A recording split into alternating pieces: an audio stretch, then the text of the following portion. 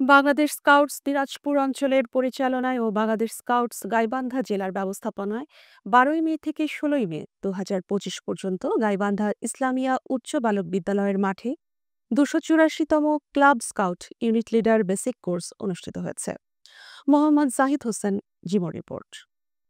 ১২ মে সকাল ৯টার মধ্যে কোর্স ভেন্যুতে অংশগ্রহণকারী সকল প্রশিক্ষণার্থী উপস্থিত হন।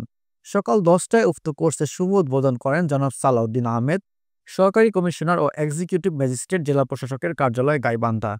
এবারের কোর্সে ৪২ জন প্রশিক্ষণার্থী অংশগ্রহণ করেন।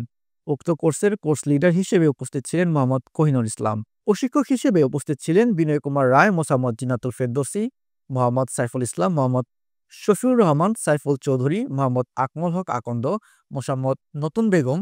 ১২ মে ভোর থেকে ১৬ মে গভীর রাত পর্যন্ত কোর্স ভেন্যুতে প্রশিক্ষণার্থী ও কর্মকর্তাগণের পদচারণায় মুখরিত ছিল।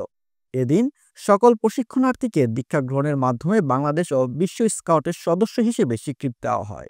রাতে অনুষ্ঠিত স্কাউটসদের মজার ও আনন্দের অনুষ্ঠান মহাতাবু জলসা অনুষ্ঠিত হয়। জনাব মোহাম্মদ এহসানুল হক কবির, প্রধান শিক্ষক, গাইবান্ধা ইসলামিয়া উচ্চ বিদ্যালয় এর সভাপতিত্বে মহাতাবু জলসায় অতিথি হিসেবে উপস্থিত ছিলেন জেলা স্কাউট কমিশনার জনাব মোসাম্মদ রাশিদা বেগম। এছাড়াও উপস্থিত ছিলেন গাইবান্ধা জেলা, উপজেলা ও দিনাজপুর অঞ্চলের স্কাউটের সংশ্লিষ্ট কর্মকর্তাবৃন্দ।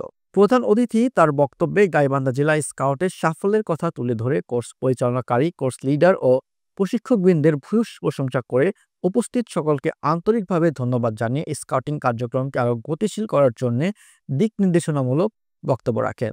পরে মশাল দিয়ে আগুন দৌড়ের মাধ্যমে উক্ত তাঁবু জলসার উদ্বোধন করেন তিনি।